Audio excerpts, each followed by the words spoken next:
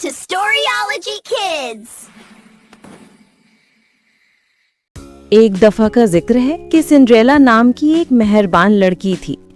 वो दिन रात काम किया करती थी, जबकि उसकी सौतेली माँ और सौतेली बहनें उसके साथ बहुत बुरा सलूक करती थीं। एक सुबह एक कासिद खबर लेकर आया। वो शहजादे की तरफ से शाही दावतनामा पकड़े हुए था, लेकिन उसकी सौतेली माँ बेदर्दी से हंस पड़ी। तुम इन फटे कपड़ों में दावत में कभी नहीं जाओगी, और मेरे होते तो कभी भी नहीं।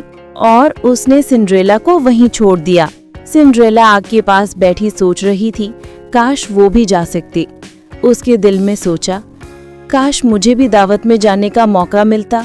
अचानक उसके इर्द गिर्द रोशनी चमक उठी। एक परी गॉड मदर नमूदार हुई। उसकी छड़ी की लहर से कमरे में जादू भर गया। हेलो सिंड्रेला, मैं तुम्हारी परी माँ हूँ और तुम्हारी मदद करने आई हूँ। तुम जरूर दावत में जाओगी। उसने छड़ी घुमाई और सिंड्रेला को खूबसूरत लिबास पहना दिया। कद्दू को गाड़ी बनाया गया, चूहे घोड़ों में बदल गए। सिंड्रेला गाड़ी में सवार हो गई, लेकिन परी ने खबरदार किया, याद रखो मेरी प्यारी बच्ची, आधी रात को जादू खत्म हो जाएगा, इसलिए 12 बजे से पहले वापस आ जाना। सिंड्रेला के महल में दाखिल होते ही सब उसे घूर घूर कर देखने लगे। शहजादे ने उसका हाथ पकड़ा और वो सिंड्रेला के साथ रक्स करने लगा। डोंग डोंग, घड़ी में 12 बज रहे थे। वो वापस भागी तो सीढ़ियों पर शीशे का एक चप्पल खो गया।